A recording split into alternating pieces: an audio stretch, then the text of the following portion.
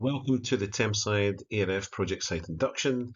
The induction itself is going to take about half an hour of your time, and then at the end there's a quick test just to demonstrate your understanding.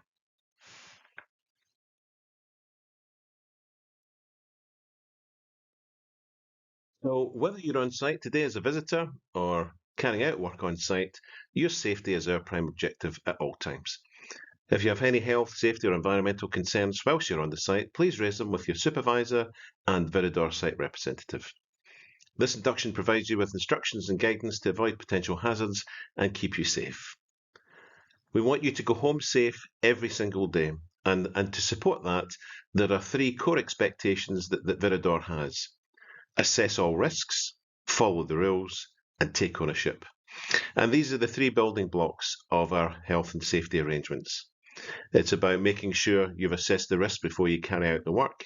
It's about following the approved RAMs and following the site rules. And if you see something, take ownership of it, report it through to your supervisor, prevent anyone being harmed from the hazard or the risk that you find.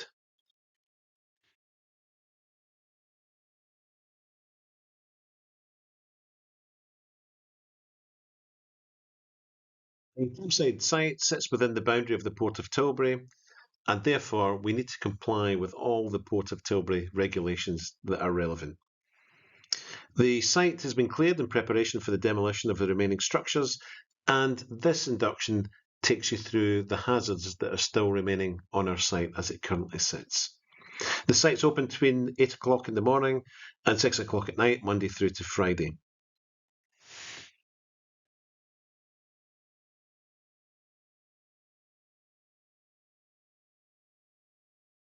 So upon arrival each day at site, please be mindful that you're crossing a railway line.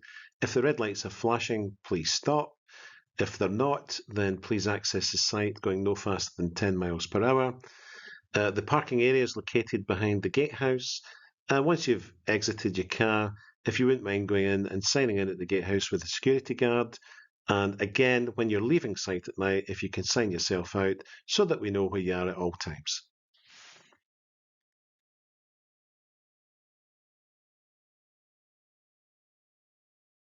Once on the site, we expect you to follow some basic site rules. All vehicles must reverse park in the car park. The site speed limit is 10 miles per hour. And if there is an emergency on site, the muster point is in the car park. There's only one set of stairs, and that's in the gatehouse. And we'd like you to hold the handrail whilst accessing or egressing the gatehouse. The minimum PPE requirements on site is safety helmet, eye protection, high-vis clothing, protective gloves, and protective footwear. All tasks must be risk assessed and have approved RAMs in place and be undertaken by competent authorised persons. If you see anything different from what's written in your RAMs in terms of hazards, please report through to your supervisor, stop the work and reassess. Just take that 5 minutes just to make sure that you keep yourselves protected at all times. One of the other things that you can do to help that is by taking pride in the work environment, good level of housekeeping, so it's as tidy as you go where possible. Challenge all unsafe acts and conditions and incidents and report them through to your supervisor and to the Viridor site representative. Smoking and use of mobile phones is only used in agreed designated areas. And one of the other things that we want to make sure on our site is that any waste that's removed from site is going through an approved route with an approved carrier. So please don't remove any waste from site without formal approval.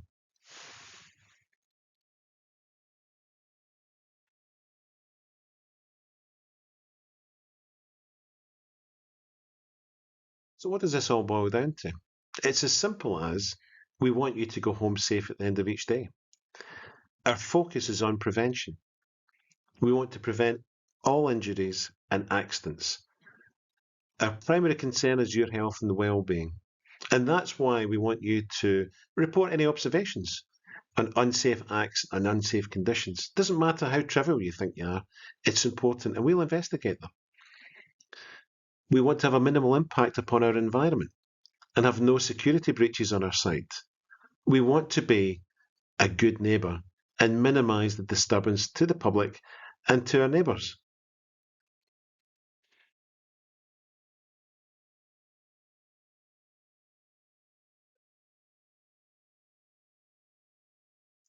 The main Port of Tilbury welfare facilities are located at the Lock and Key restaurant. So when you get to the main entrance, rather than turning right at the roundabout to go up to the ERF site, if you turn left and follow that round, you'll find the Lock and Key restaurant adjacent to the Leslie Ford House.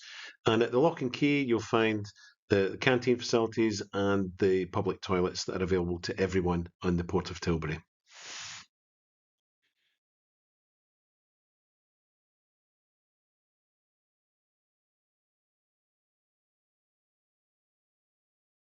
In the event that there is a site emergency, the site muster point is in the site car park. The muster roll call will be taken by the Viridor site representative and then communicated through to the security guard in the gatehouse. You're expected to remain in the muster point until advised otherwise.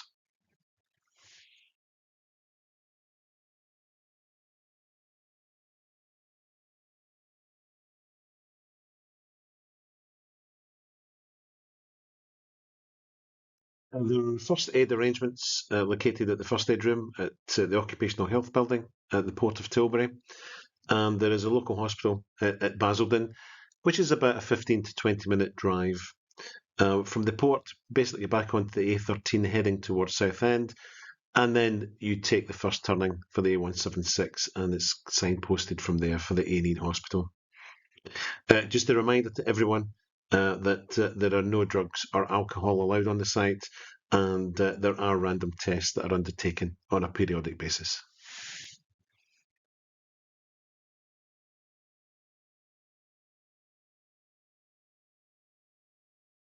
So at the site, before you carry out any activity, you will need an approved RAMS and work authorisation. All work authorisation requests need to be made to your Viridor site representative, who will then liaise with the Port of Tilbury and TGP to get their approval.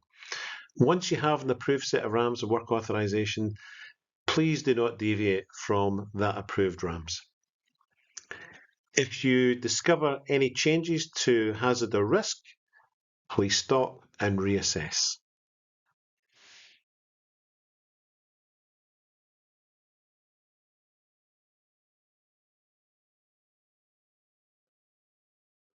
Now, we're now going to talk about specific site hazards. The site is getting ready for demolition, and therefore we've got uneven surfaces. We've got trip hazards out there. There are certain parts of the site that are not particularly well lit. We want you to comply with the traffic arrangements in place. So it's the 10 miles an hour speed limit, but it's also making sure you're keeping 2 metres clear of the railway line. If you're bringing tools to site, make sure they're in good condition and you've got the relevant certificates with them. The power tools, the only power tools permitted on site are operated by air or battery 110 volts. We're not expected to see 240 on the site. And again, we're expecting to see pat testing where that's relevant and records of pat testing. So similarly, if you're bringing chemicals and hazardous substances onto the site, make sure you've got the material safety data sheets and you've got your cost assessments with you and appropriate storage containers for those. It will certainly be checking on that.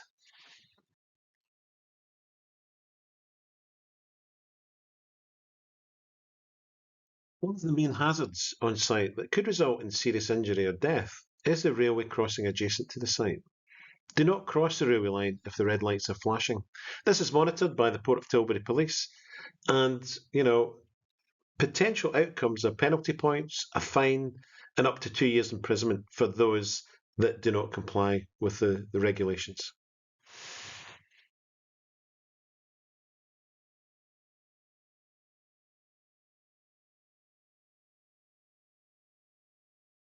Well, adjacent to the gatehouse is an access road that leads up to a high voltage switchyard.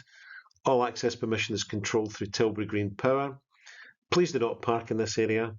Any laydown or storage requirements need to be agreed with the Viridor site representative first. And you also need to be mindful of the fact that TGP delivery vehicles sometimes park in this area at peak times. So just be aware, when this happens, particularly if you're walking around this particular area of site at those peak times.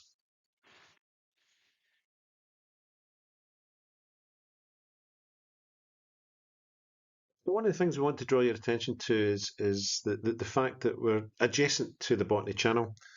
We certainly encounter rats on the site. There's a number of disused buildings, and again, that increases the risk of rats' urine and coming into contact with rats' urine.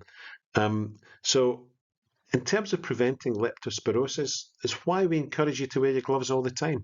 Prevent the cuts, prevent the grazes. And if you come to site and you've got cuts and grazes, one of the things you can do is make sure your hands are clean, make sure that the cuts and grazes are covered, you've got waterproof plasters on them before you go out to work, and just check them when you come back as well.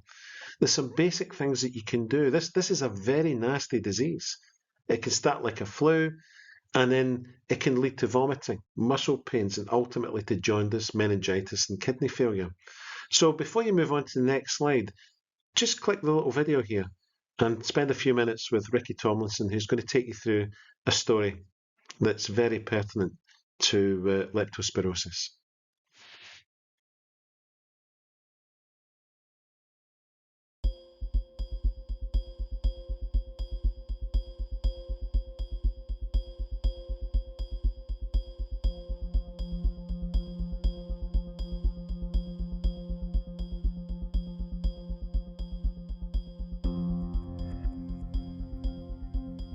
Health and safety plays a bigger and bigger part in our everyday lives now, and that's a good thing. It's widely used in industry, whether it's in the building industry, the engineering industry, people going away to see it, doesn't matter.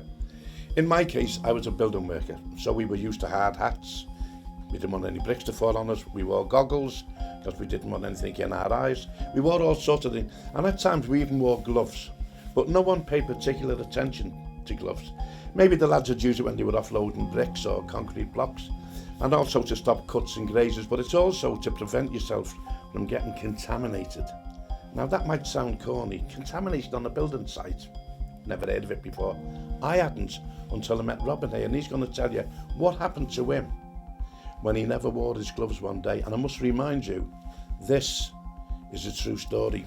I was working in Poland on a wastewater treatment. What we would do is we would take all of the brown water from the city and we would filter it, clean it, recycle it, take the solids away, dry the solids, and then we would burn the solids. Being a wastewater treatment plant, being a construction site, we had rats. I mean, we had big rats. And I was walking around over a period of probably 2 to 3 months around these various sites, going backwards and forwards. And of course we used to walk around, no gloves on. No gloves on, we'd walk around. I'd go up and down the steel work, I'd go over the block work, over the site, and you'd be holding on. You do. You'd be holding on, you'd have your hands on the handrail. And I absorbed the rat's urine through my hand. I'd got a high temperature. I was freezing cold. I was constantly being sick. Couldn't keep anything inside me. I kept vomiting. I kept sweating. I had diarrhea. I knew there was something wrong.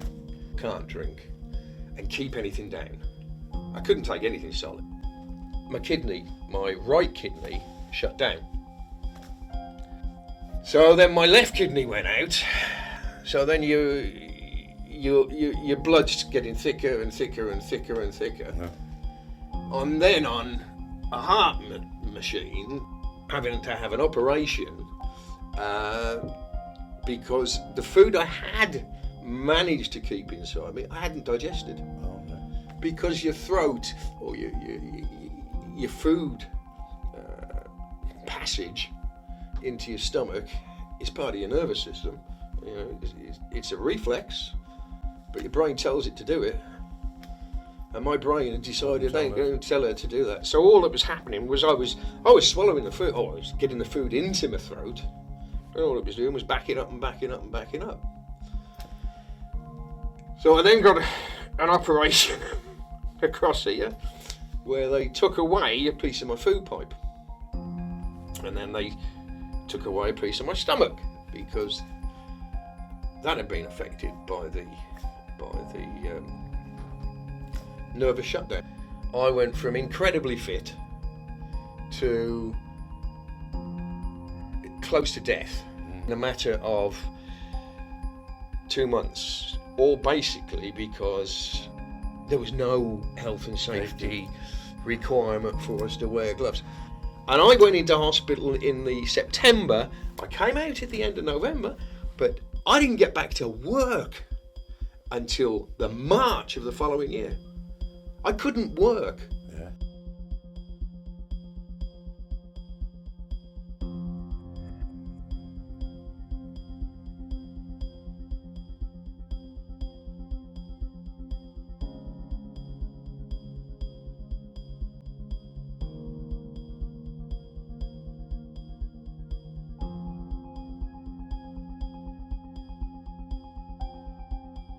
Thank you. Now you've opened my eyes, and I've been more or less in the building game since I've been 15, and I've never heard of a story like. I would never have thought rat pee could cause that much damage. Yeah. It's a hidden danger, see, isn't it? And that's the problem. That is the problem. It's a hidden danger. It's not like smoking a cigarette. You know, you smoke a cigarette. You can see it, yeah. You can see smoke. it. Hang on, I'm having a puff. Or if you see someone smoking, you can get out the way. You can get it. Exactly. Yeah. It's a hidden danger that's there, that can explode at any damn time. And if it does explode and it gets to you, you could be fatalities. Well, there you go. I mean, you can't. That's, as we say, from the horse's mouth. So you know the game now. Hats on, goggles on, gloves on. Don't take any chances.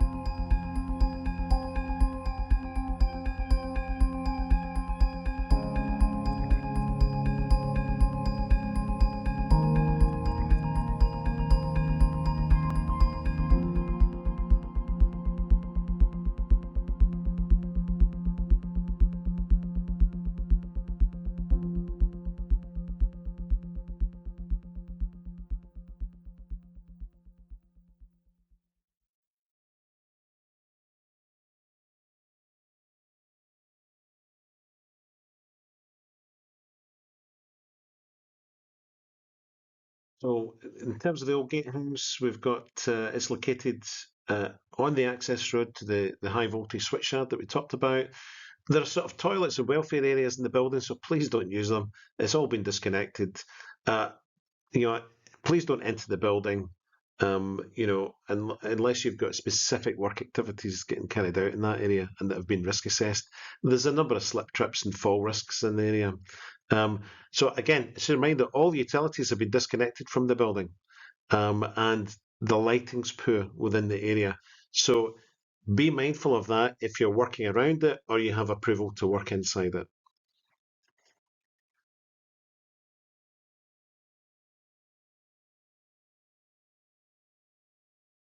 So one of the remaining buildings on site is the Bat House.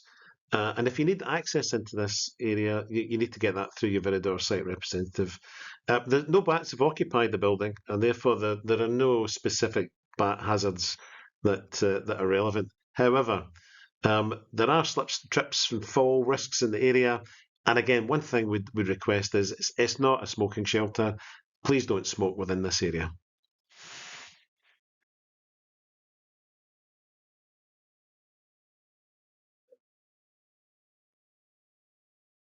So, as mentioned earlier on, one of the things we're very keen on is being a good neighbour. And one of our neighbours is the TGP site.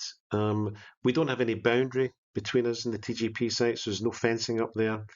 But you're not allowed to go into that area, not allowed to go into the TGB plant area without approval. If you need to get approval, that has to be arranged through your Viridor site representative. So just be mindful, folks. It is about remaining a good neighbour whilst we're carrying out our work activities.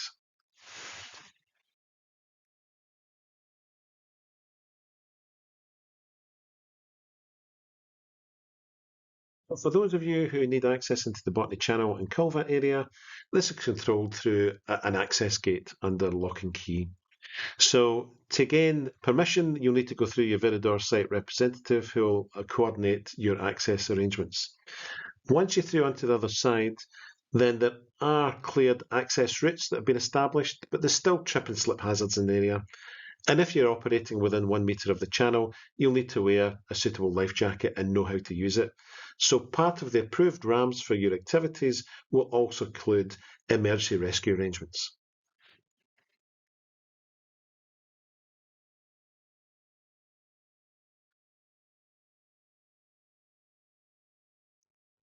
Well, we're getting towards the end of the induction now, and before you answer the questions, just a couple of things just to remind you about.